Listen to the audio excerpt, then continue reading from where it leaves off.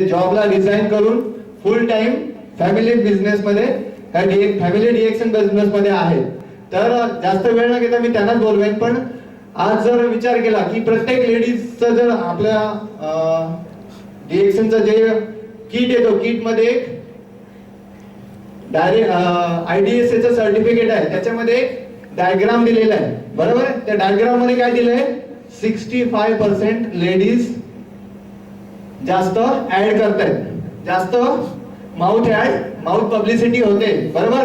पण DXN मध्ये 65 नाही तर 30% दिसत आहेत, बरोबर. तर अशा ज्या महिला आहेत, आज त्यांचा जर विचार केला तर ते स्पेअर टाइम मध्ये बऱ्याच महिला की टीव्ही बघत असतात.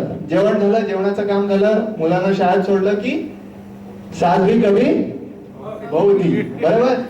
अफसर बेटिया वेगवेगळे प्रोग्राम बघत असतात, म्हणजे दुसऱ्यांच्या स्टोरी बघत असतात.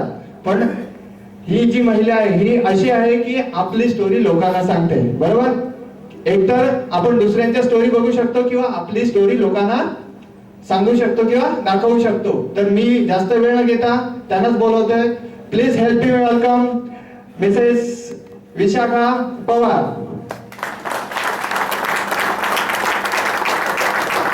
टाळ्यांचा आवाज कमी येतोय.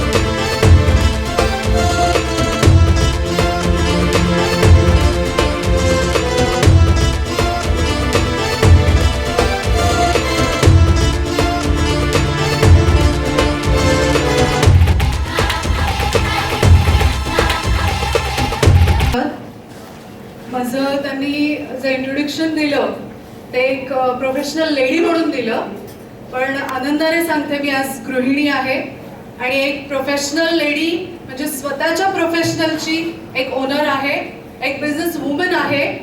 पहिल्यांदा मी कोणासाठी तरी काम करत होती. लास्ट अँड टुब्रो जरी मोठं कॉर्पोरेट असलं तरी मी कोणासाठी तरी काम करत होती. पण आज मी स्वतःच्या वेळेची, स्वतःच्या ज्ञानाची मालकीण आहे. ज्याप्रमाणे मला करायची इच्छा असते त्याप्रमाणे मी करते. माझं नाव विशाखा प्रशांत पवार.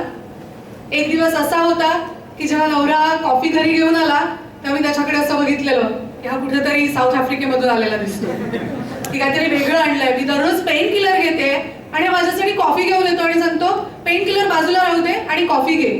मी त्याला म्हटलं अरे एवढे MD डॉक्टर्स आहेत, एवढे सगळे ज्ञान घेतलेले आहेत, एवढा अभ्यास केलेले लोक आहेत, ते मला पेन किलर देत आहेत आणि तुम्हाला म्हणतो कॉफी घ्या आणि तुझं पेन किलर बंद होईल. मी त्याच्याकडे लिटरली अँटिक पीस म्हणून पाहिलं. तो स्वतः घेत राहिला 10 दिवस, पण मी त्याला काही हात लावला नाही. पण ज्या दिवशी त्याने जबरदस्तीने सांगितलं की आता तू घेच की जेणेकरून तुझ्या पेन किलर्स बंद होतील, आणि येस, टुडे आय एम तुमच्या समोर उभी आहे. आज एक्झिक्युटिव्ह सिनियर स्टार डायमंड म्हणून उभी आहे, एक बिझनेस वुमन म्हणून उभी आहे.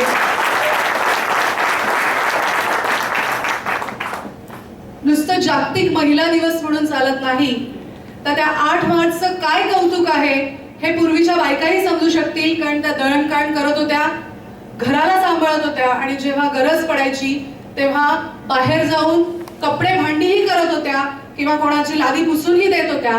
आज फक्त प्रकार बदललेला आहे. त्या ऑफिसमध्ये जाऊन आपला वेळ दुसऱ्यांसाठी खर्ची करतात, आपलं ज्ञान दुसऱ्यांसाठी खर्ची करतात, पण वेगळं काही नाहीये. त्या आर्थिक जबाबदारी घेत असतात. जशी कुटुंबाची पूर्ण जबाबदारी त्या आरोग्याच्या दृष्टीने घेत असतात, तशाच आर्थिक जबाबदारी सुद्धा उचलत असतात. जसं डॉक्टर लिनने सांगितलं, मी एक सेल्समॅन आहे हे सांगायला विसरू नका आणि खूप प्राऊडपणे सांगा.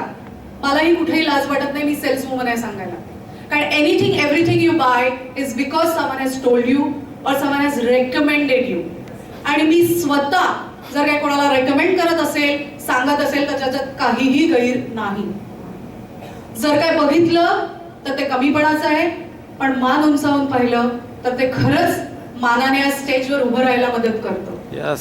मी जेव्हा लार्सन अँड टुब्रो मध्ये ट्रॅव्हल काउन्सिलर म्हणून काम करत होते तेव्हा कधी मला स्टेज मिळालं नाही. I was working for 16 years as a very अक्षरशः हाय पोस्टवर काम करत होते. सगळ्या डायरेक्टर्स, व्हाईस प्रेसिडेंट, अनेक इंटरनॅशनल डेलिगेट्सना हँडल करत होते. तेव्हा कधी मला स्टेज मिळालं नाही. पण एक साधं माउथ टू माउथ पब्लिसिटी केल्यानंतर मला स्टेज मिळालं. And I thank DXN for that की आज एक लेडी असून सुद्धा 8 मार्चचं काम मात्र ह्या स्टेजने मला दिलेलं आहे. Thanks a lot.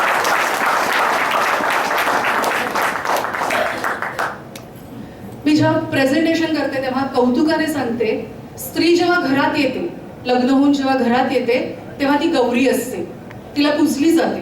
पण ती जेव्हा उंबरठा ओलांडते तेव्हा मात्र ती अष्टभुजा नारायणी होते. कारण एक काम ठेवलं तर 1000 कामं तिच्यासाठी वाट बघत असतात. आणि ह्या कामातून बाहेर पडल्यानंतर तिचं महत्वाचं मोठं काम म्हणजे ती आई होणं. आणि त्याच्यामध्ये अनेक हार्मोनल इम्बॅलन्सला तिला फेस करावं लागतं. ह्या हार्मोनल इम्बॅलन्ससाठी तिला शारीरिक, मानसिक, बौद्धिक तयार होणं गरजेचं असतं. पण अन्न काय मिळतं तर पाव किलो आणलेल्या भाजीमध्ये 8 जणांसाठी भाजी शिजवणं आणि त्याच्यामध्ये उरलेलं गेल्या दिवसाचं टाकू नये, कारण मेहनत केलेली असते, पैसाही घातलेला असतो, ते अन्न आपल्या पोटात घालते.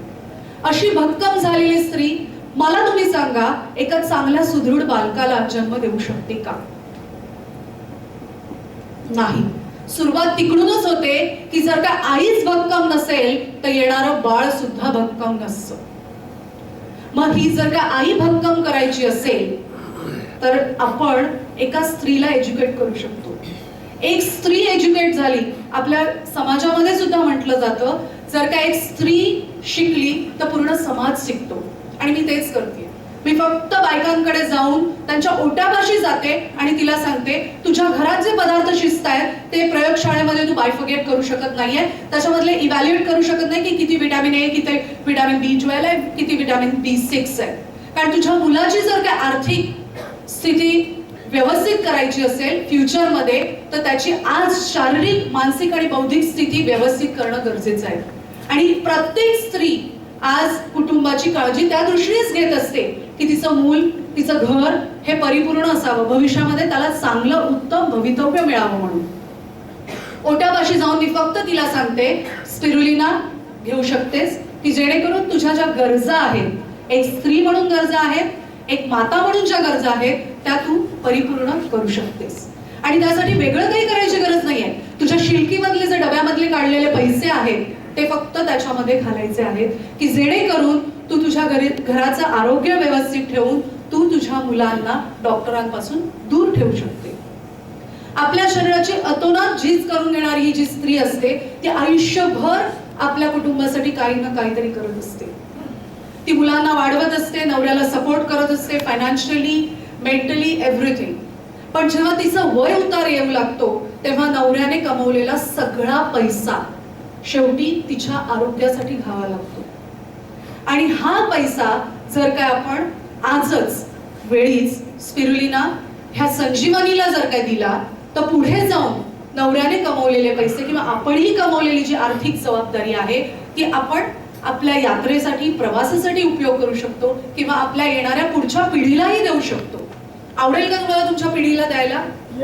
का फक्त तुमच्या आरोग्यासाठी किंवा हॉस्पिटलसाठी, डॉक्टरांसाठी खर्च करायला आवडेल? नाही, कधीच नाही. डॉक्टर भरपूर शिकलाय म्हणून त्याच्याकडे जाऊन मला पैसे द्यायला नाही आवडणार. का त्याचं मंथली कुटुंब चालवण्यासाठी म्हणून मी डॉक्टरांकडे जाणं गरजेचं नाही. माझ्या शरीराची जी गरज आहे ती जर का मला स्पिरुलिनातून परिपूर्ण मिळत असेल आणि त्याच्यातून माझे 4 पैसे बाजूला राहणार असतील तर येस. आणि मी अशा मातांकडे पोहोचण्याचा प्रयत्न करते की ज्या मातांना आपल्या कुटुंबाची आणि आपल्या आरोग्याची काळजी आहे. कारण ती स्त्री जर का आरोग्याने व्यवस्थित असेल तर ती कुटुंबाला सुद्धा सुदृढ ठेवू शकते. ती स्वतः आरोग्यदायी असणं खूप गरजेचं आहे. आज आपली गोष्ट आहे ना कशी झाली आहे म्हणजे साऊथ आफ्रिकेमध्ये एक रिसर्च चाललेला आणि त्या रिसर्चसाठी एक खूप अशा जलद अशा माकडांचा ते अभ्यास करत होते. आणि ती माकडं हातात मिळणं फार कठीण होतं. ती माकडं हातात मिळणं फार कठीण होतं आणि पुढे रिसर्च करणं तर इम्पॉसिबल होतं. म्हणून त्या लोकांनी अभ्यास केला, त्या जीवशास्त्रज्ञांनी, की ह्यांना कसं काबीज करता येईल. म्हणून त्यांनी काय केलं की ह्यांचं खाणं काय, वावरणं काय, ह्यावर त्यांनी लक्ष केंद्रित केलं. त्याच्यावर त्यांच्या लक्षात आलं की यांना एक प्रकारचे दाणे आवडतात आणि ते दाणे असतील तिकडे ही पळत पळत धावत जातात आणि कसेही ते काबीज करतात. त्यांनी ते दाणे गोळा केले आणि एक प्रकारचं असं इन्स्ट्रुमेंट तयार केलं की त्या दाण्यांसाठी जेव्हा माकडं हात आतमध्ये घालतील दाणे घ्यायला, ते इन्स्ट्रुमेंट क्लोज होईल आणि त्यांचा हात त्याच्यामध्ये अडकला जाईल. अडकल्यानंतर ते आपल्याला सहज काबीज करता येतील. आणि त्यांच्या शरीरात असं काय प्रचंड आहे की ज्याच्यामुळे त्यांची जलदता आहे आणि त्यांचं आयुष्य सुदृढ आहे हे बघण्यासाठी. जेव्हा हे इन्स्ट्रुमेंट तयार करण्यात आलं आणि त्याच्यामध्ये ते दाणे ठेवण्यात आले, तेव्हा एक माकड मिळणं जिथे कठीण होतं तिकडे अनेक माकडं त्यांना त्या सहज ट्रॅपमध्ये, त्या जाळ्यामध्ये पकडता आली. त्याच्यामुळे त्यांना व्यवस्थितरित्या त्या माकडांचा अभ्यास करता आला. ह्या प्रोसेस वरून तुमच्या लक्षात येईल प्रत्येकाला अन्नाची गरज असते. इच्छा कसली असते? अन्नाची. परिपूर्ण अशा आपल्या शरीराला, आरोग्याला, मनाला समाधान देणाऱ्या गोष्टीची आपल्याला गरज असते. त्या माकडांना सुद्धा त्या दाण्यांची खूप हौस होती आणि त्यामुळे ते अडकले गेले. पण ह्याच्यावरून सायकोलॉजिकली आपण बघू शकतो, आज काही दाणे मिळवण्यासाठी लोक विरार ते चर्चगेट जातात. काही दाणे गोळा करण्यासाठी ते विरार ते वापी पण जातात. दररोज माझ्याकडे अशीही लोक आहेत की इकडून वापीला जाणारी आहेत आणि काही दाणे गोळा करणारे. हे कॉर्पोरेट्स, हे MNCs, they know you love the money. हे दाणे म्हणजे काय आहेत? तुमच्यासाठी पैसे. हे दाणे कुठे उपयोगी पडतात? शहरात, yes, when you stay in Colaba, तिकडेही गरजेचे आहेत. तुम्ही आदिवासी पाड्यात गेलात तरीही तिथे गरजेचे आहेत. आणि कौतुकाची गोष्ट अशी आहे, तुम्ही जर का स्पेस मध्ये गेलात तर उपाशी राहू शकता का? नाही. तिकडे पुरणपोळी गरजेची आहे का? नाही. तिथे पावभाजी मिळते का? पिझ्झा, बर्गर काही मिळतं का? नाही. तिथे सुद्धा या दाण्यांची गरज आहे, अन्नाची गरज आहे, पैशाची गरज आहे. आणि थँक्स टू DXN आज हे दाणे मला कुठल्याही ट्रॅप मध्ये न टाकता सहजरित्या उपलब्ध झाले. सो थँक्स टू DXN की माझा कुठलाही हात त्याच्यामध्ये अडकलेला नाही. आणि फ्री, टोटल फ्री. मला मनीही आहे आणि माझ्याकडचं आरोग्य सुद्धा मला व्यवस्थित मिळालेलं आहे. जेव्हा लोक सांगतात 8 मार्च SMS सर्क्युलेट केले जातात फेसबुकवर, I see many of those pictures की एक स्त्री वाढते, एक मुलगी वाढते, एक माता आहे, रिस्पेक्ट दिला जातो. का? कारण की स्त्री ही क्षमेची आहे, दया देते आणि एक आपलं आयुष्य घडवत असते. पण कुठेतरी पाठी वळून बघा, जी आपल्याला घडवत असते तिला सुद्धा घडण्याची गरज असते. ती जर काही कमकुवत झाली तर पुढचं आयुष्य घडू शकतं का? येणारी पिढी घडू शकते का? It's impossible. मग ती घडणं सुद्धा गरजेचं आहे. जेव्हा मी प्रेझेंटेशन घेते तेव्हा आवर्जून सांगते, घरासाठी तर घेच, प्रश्नच नाही, पण स्वतःसाठी सुद्धा खा. कारण स्वतः जर काय भक्कम राहिलीस तर जे LIC आहे, मेडिक्लेम आहे, ते स्वतःसाठी खर्च करशील, ना की घेऊन कॉल करून ॲम्ब्युलन्स मध्ये घेऊन जावं लागेल. ते स्वतःसाठी खर्च कर, स्वतःला सुदृढ कर, की ऑटोमॅटिकली हा समाज सुद्धा सुदृढ होऊन जाईल. अनेक स्त्रिया आज अनेक कार्यक्षेत्रातून जाते. आजची गरज अशी झालेली आहे की त्या घरी बघतात आणि दारही बघत असतात. मग ह्या दोन्हीची स्टॅबिलाइज करताना, एक त्यांचं संतुलन राखताना त्यांच्या शरीराची प्रचंड झीज होत असते.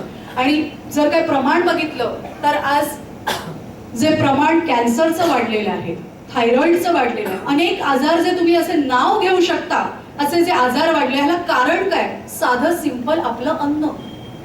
कुठेही गेलात तरी आपल्या अन्नाची गरज पूर्ण होणं गरजेचं आहे. आणि ती अन्नाची गरज पूर्ण करण्यासाठी आज जागतिक आरोग्य संस्था सुद्धा सांगते, the best food for tomorrow is spirulina. The best natural alkaline food for human being on the greatest food on the earth is spirulina. आणि हे नुसतं WHO ने सांगितलेलं नाहीये, तर आज त्याला प्रमाणपत्र दिलं जातंय, ते USFDA म्हणजे अमेरिकेने सुद्धा, जे औषध आणि अन्न कंपनी आहे, जिथे आपल्याला सर्टिफिकेशन घेतल्याशिवाय पोटामध्ये काहीही टाकलं जात नाही, त्या US सर्टिफाईड कंपनीनेच, आपल्या संस्थेनेच आपल्याला सर्टिफिकेशन दिलेलं आहे. जॅपनीज सर्टिफिकेशन आहे, European standard, international standard certification आहे. मला नाही वाटत की हे सर्टिफिकेशन बघितल्यानंतर एखादी एज्युकेटेड स्त्री हे नाकारेल. मी एक गोष्ट सांगू इच्छिते. आपल्याकडे BMCच्या एक नर्स आहेत, गेली जवळजवळ 2.5 ते 3 वर्ष मी त्यांना सांगण्याचा प्रयत्न करत होती की तुम्ही घेतलं तर इतर बऱ्याच जणांना त्याचा उपयोग होईल, कारण तुम्ही नर्स क्षेत्रात आहात, मेडिकल ह्याच्यामध्ये आहात, तर तुम्ही हे बघा. नाही मला वेळ नाहीये.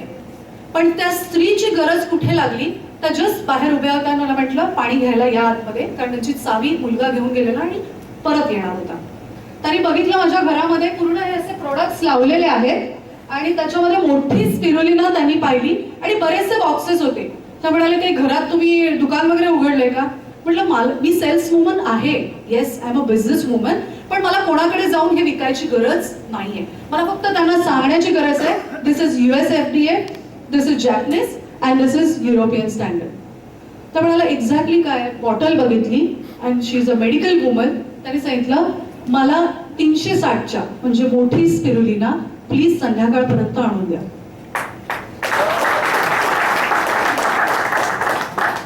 जे मी 2.5 ते 3 वर्ष त्या बाईला सांगण्याचा प्रयत्न करत होती ते फक्त माझ्या शोकेस मधल्या अनेक स्पिरुलिनाने काम केलं. ह्याला कारण असं होतं, अमेरिकेमध्ये कुठलंही अन्न, कुठलीही गोष्ट जर काही US FDA सर्टिफाईड नसेल तर तुम्ही तुमच्या तोंडामध्ये घालू शकत नाही. एकावर 10 फ्री दिलं तरी. बायका नेहमी हे बघत असतात एकावर 4 फ्री मिळते का 10 फ्री मिळते का, पण अशी कुठलीही गोष्ट पोटात ढकलली जात नाही की जिकडे US FDA सर्टिफाईड नाहीये. त्यावेळेला त्या स्त्रीने इमिजिएटली 360ची ऑर्डर दिली. ह्याच्या पाठचं बॅकग्राऊंड मी जाणण्याचा प्रयत्न केला तर तिला तिच्या मुलाचे पर्सेंटेज वाढवायचे होते आणि तिला चांगल्या कॉलेजमध्ये ऍडमिशन घ्यायचे. B6 and B12 vitamin is required. ह्या 2 गोष्टीसाठी की जे परिपूर्ण अन्न जेवतायत, ताटभर अन्न खातायत, तरी पण त्याच्यातून आपल्याला जे मिळत नाही ह्याच्यातून मिळतं हे कळल्यानंतर त्या आईने इमिजिएट डिसिजन घेतलं. That time she was not a medical person, that time she had a knowledge of a medical, but she was a mother. एक आई म्हणून तिने ते डिसिजन घेतलं होतं की माझ्या मुलासाठी हे गरजेचं आहे. आणि जेव्हा तिला हे लक्षात आलं की एक बॉटल घेतल्यामुळे माझं पूर्ण family, it's not just because of the child, पण पूर्ण फॅमिली हे अन्न घेऊ शकते. हे औषध आहे का? नाही. स्पिरुलिना इज अ फूड, अन्न आहे ते, आणि सर्वोत्तम अन्न आहे, पृथ्वी तलावरचं सर्वोत्तम अन्न आहे. फक्त तुमचा त्याच्याकडचा बघण्याचा दृष्टिकोन पाहिजे. जर का मला औषध घेऊनच आराम पडत असेल म्हणजे तुम्ही खोटे झोपलेला. जर का झोपलेला असेल त्याला जागा करता येतो, पण ज्याने पांघरूण घेतलेला आहे त्याला जागा करता येणार नाही. आणि तिथे वेळ घालवूही नका. आपलं काम काय आहे? मी ऐश्वर्या राय आहे का? मी अमिताभ बच्चन आहे का? No, I am not. I am proudly can tell you, कारण त्यांनी ते प्रोडक्ट्स वापरले पण नाहीयेत, बट येस हे प्रोडक्ट्स मी वापरलेले आहेत. ह्याच्यात आनंद घेतलेला आहे, हेल्थ मिळवलेली आहे, मी वेल्थ पण मिळवलेला आहे, हॅपीनेस मिळवलेला आहे. त्यामुळे I am better than Aishwarya Rai, I am better than Amitabh, because I have used this product. मी ह्याची ब्रँड अँबॅसेडर आहे.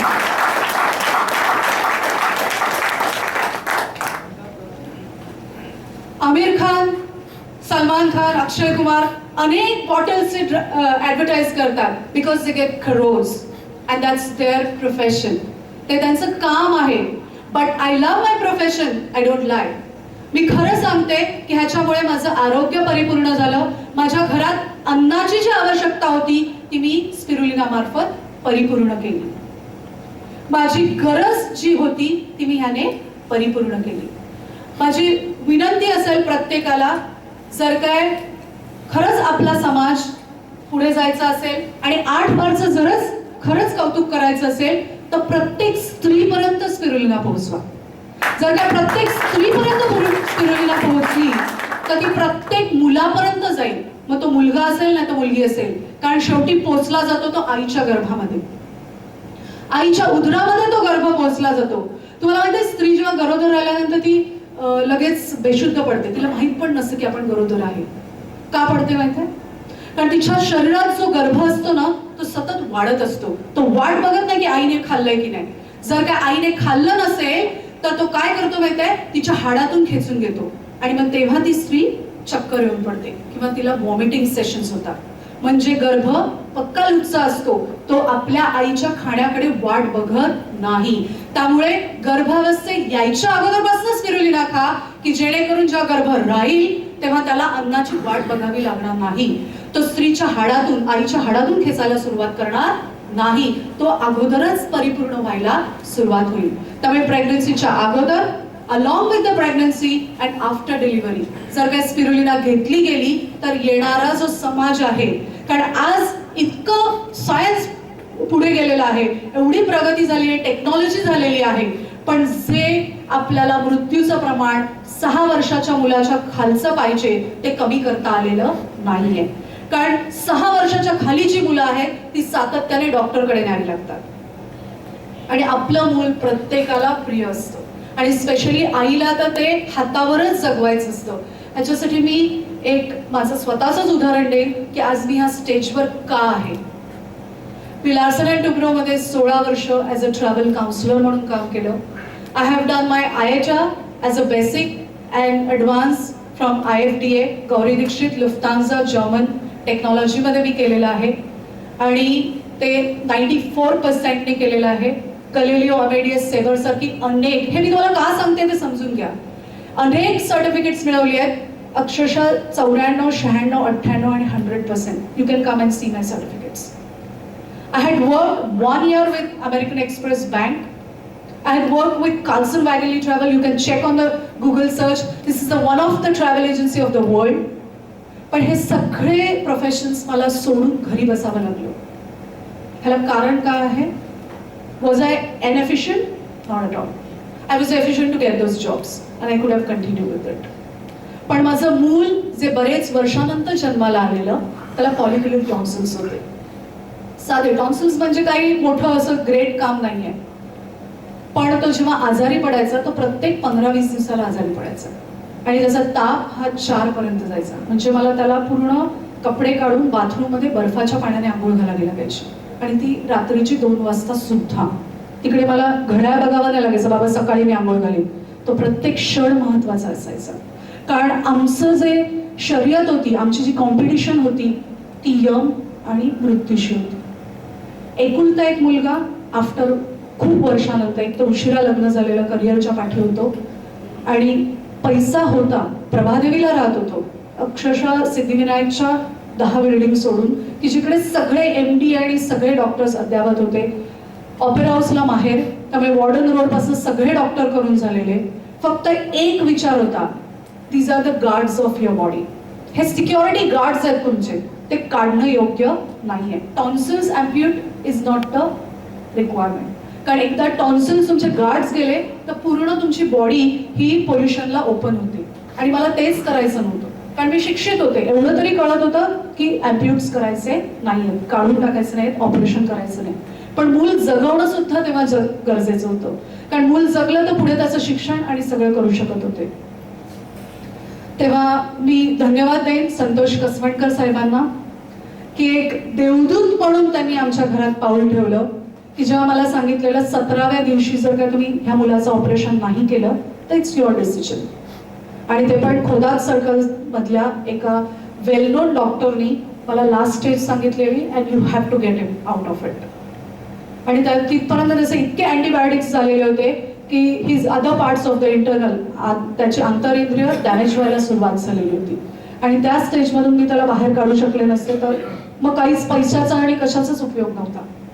त्यांनी मला सांगितलं, फक्त तू हे प्रोडक्ट्स घ्यायला सुरुवात करायची आणि सोडून द्यायचं की जे होईल ते, आणि गरजेचंच लागलं तर ऑपरेशन करून घ्या. मुलाला काही द्यायचं म्हटल्यानंतर, एक तर शिकलेली आई म्हटल्यानंतर मी लगेच गुगल सर्चला बसले, कारण माझ्या समोरच इंटरनेट होतं. 1.5 तास 2 तास त्याच्यावर अभ्यास केला लिटरली, की हे कशासाठी आहे, हे काय उपयोग पडतं. तिथपर्यंत मला हेच कळत नव्हतं की टॉन्सिलसाठी ह्याला कसं उपयोगी पडेल हे, कारण त्याच्यावर सांगत होतं पेशी रिपेअर करतंय, पेशी रिपेअर करतंय, पेशी रिपेअर करतं. पण तेव्हा एवढा सेन्स नव्हता की अख्खं शरीर पेशीने बनलेलं आहे, जर काय पेशी रिपेअर झाल्या तर तुमचा अवयव रिपेअर झाला.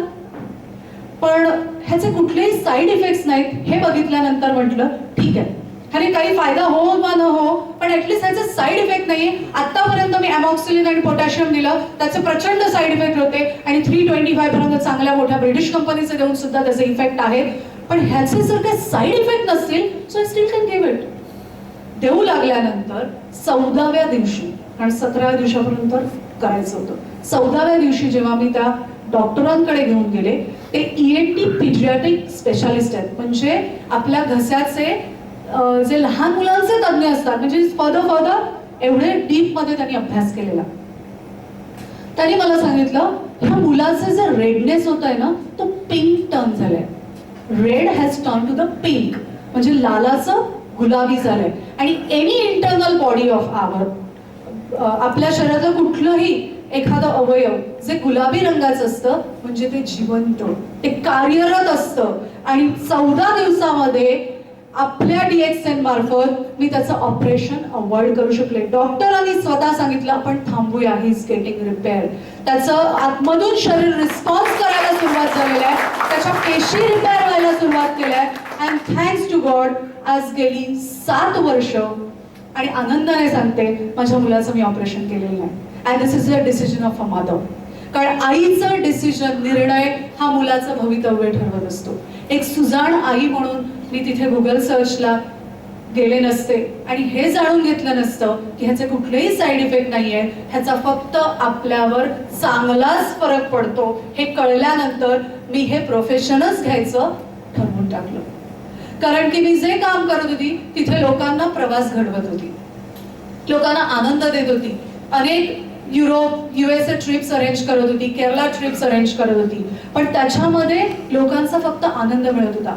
पण आज माझ्याकडे अशा अनेक आया आहेत की ज्यांचं मी फक्त प्रवास नाही सुधारला तर त्यांचं आर्थिकदृष्ट्या मी चांगलं, त्यांच्या आर्थिक बाजू सुद्धा मी चांगली रिपेअर केली आहे. कारण आपलं मूल जर काय परफेक्ट असेल, शारीरिक, बौद्धिक आणि मानसिक व्यवस्थित असेल तर ती आई बॅग घेऊन घराबाहेर आर्थिक मदत करायला सुद्धा बाहेर पडू शकते.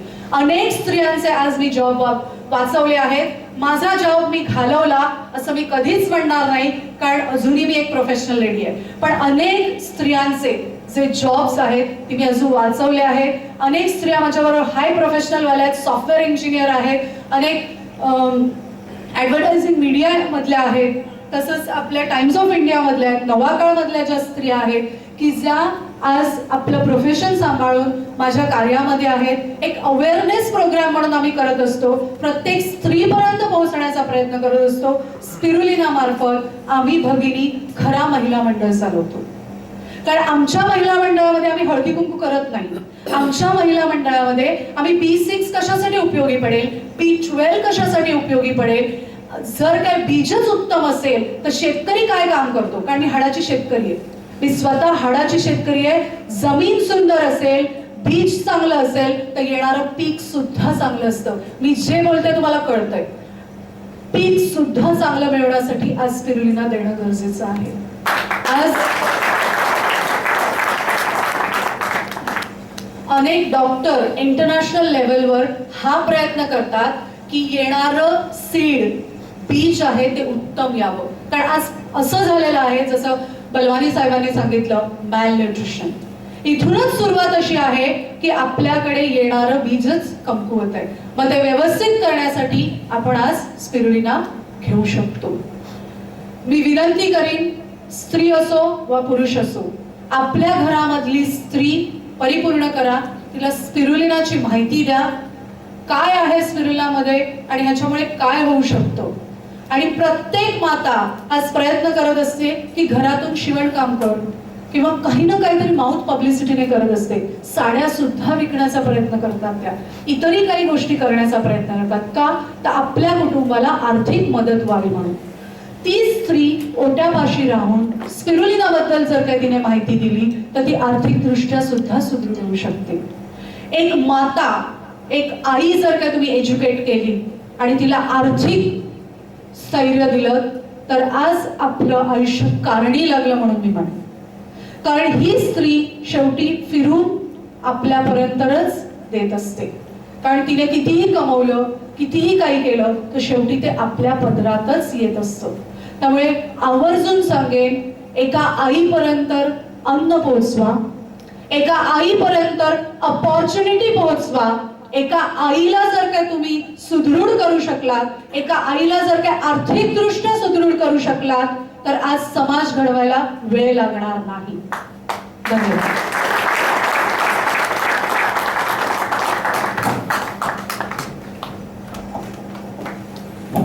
Thank you Pawar madam.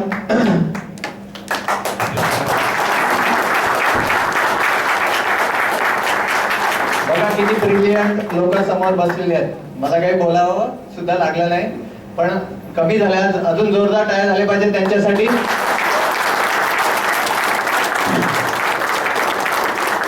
कारण ते जे कार्य करतात, खरोखर मी जेव्हा मी ऑफिसला येतो विरार, त्यांचं वरती ऑफिसचं मीटिंग हॉल आहे, तिकडे काहीतरी डिस्कशन चालूच असतं. म्हणजे तो कुठलाही वेळ ते फुकट घालवत नाही. मी कितीतरी वेळ माझा असा फुकट जात असतो, पण त्या लेडी अशा आहेत की त्यांनी आतापर्यंत DXN जेव्हापासून त्यांनी डिसिजन घेतला तेव्हापासून मला नाही वाटत त्यांनी वेळ फुकट घालवला असेल. तर प्लीज बाकीच्या जे काही गृहिणी आहेत त्यांना पण माझं रिक्वेस्ट आहे की तुम्ही सुद्धा त्यांच्याप्रमाणे काम सुरू करा. सक्सेस नक्कीच तुम्हाला मिळेल. तर